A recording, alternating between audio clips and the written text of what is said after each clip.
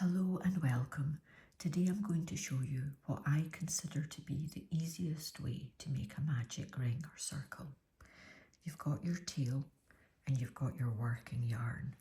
Hold your working yarn in the hand that you hold your hook in.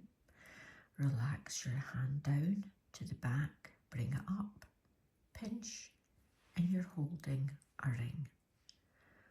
Put your working yarn between your middle and ring finger. Insert your hook through the ring and pull up a loop. Hold the loop in place with your index finger. Yarn over, hold both in place with your index finger, and then pull through.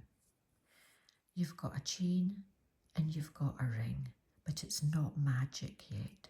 The magic happens when you work your stitches over both the tail and the yarn of the ring.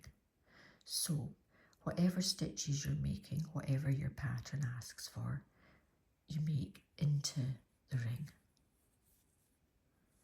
But making sure that you work over the tail as well.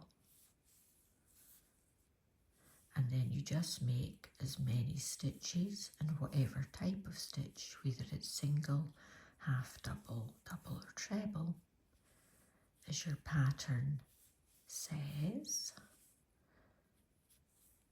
And then you get hold of your tail and you pull. And that's it.